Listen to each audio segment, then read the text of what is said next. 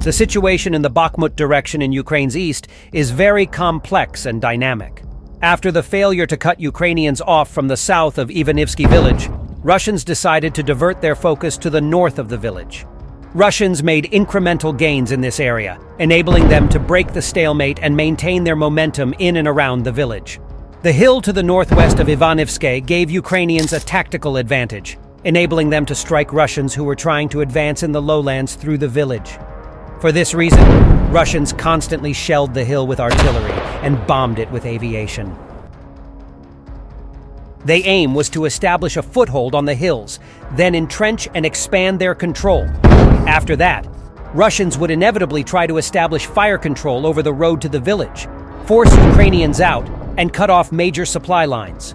Once Ukrainian defenses to the south of the village are undermined, the Russian plan is to finish the operation by advancing from the hills to try to take Klishivka into a pocket.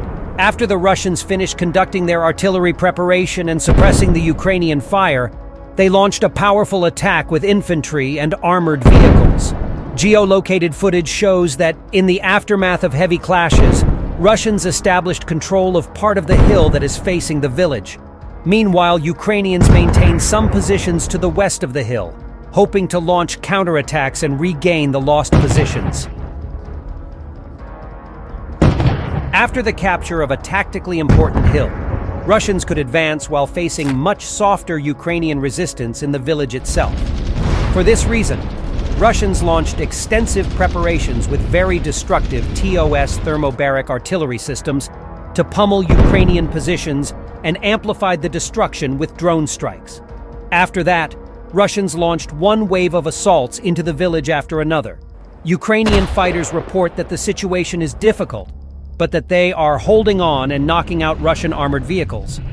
Based on footage from the village, we can see that the village is mostly destroyed as a result of heavy bombings over the past months.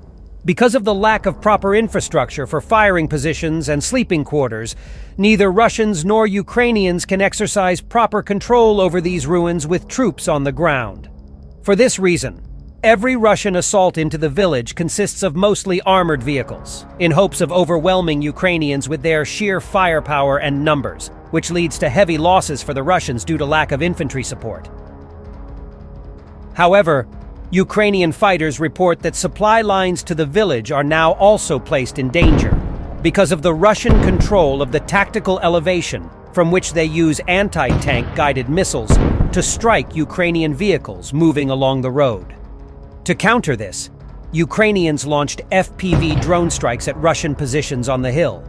Generally, the roads in this direction are very dangerous not only because of the Russian anti-tank fire, but also because of the damage to other vital roads like the one to Chasiv Yar, and here the situation is very intense but much less difficult. Russians, as seen before, have resorted to scorched earth tactics to demolish any infrastructure that can be used by Ukrainians as fortifications, firing positions, shelters, or sleeping quarters.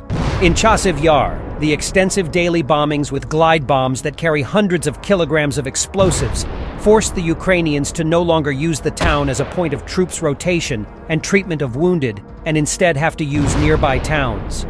Ukrainian fighters report that roads to the town itself are so damaged by bombings to the point they are no longer usable. However, this comes off as a double-edged sword for the Russians. Although they inflict hard blows on Ukrainian logistics, they also cause problems for themselves in advance because they will have nowhere to establish positions if Ukrainians withdraw.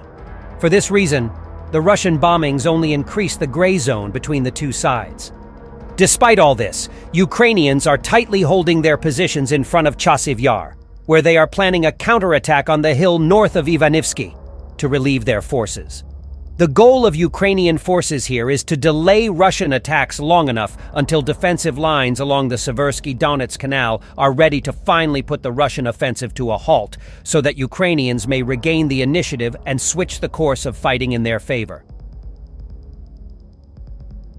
Meanwhile, Russia is amassing 100,000 troops ahead of a potential summer offensive, the commander of Ukraine's ground forces said on Friday. We do not know Russia's plans to the fullest extent. We only know the data they have and what they are creating. They are creating groups, more than 100,000, Lieutenant General Oleksandr Pavlyuk said on Ukrainian TV.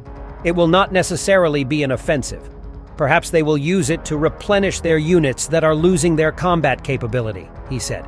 But there is a possibility that by the beginning of summer, they may have some forces to conduct offensive operations in one of the directions, he added. To prepare for the potential assault, Ukraine has started withdrawing some brigades to restore their combat capability, Pavlyuk continued. The think tank, the Institute for the Study of War, ISW, said that Russia appeared to be continuing consistent offensive operations throughout eastern Ukraine in a bid to retain the initiative in the conflict. Russia likely wants to maintain momentum after its successful seizure of Avdiivka in February, Pavlyuk said. Since capturing the city, Russian forces have had some small successes, this week claiming to have taken 2 villages near the city.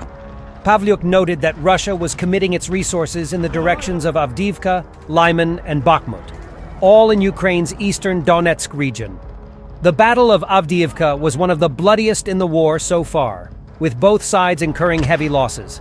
The UK Ministry of Defense previously said in an intelligence update that Russia was averaging nearly 1,000 casualties per day in Ukraine in February, the highest since the war began.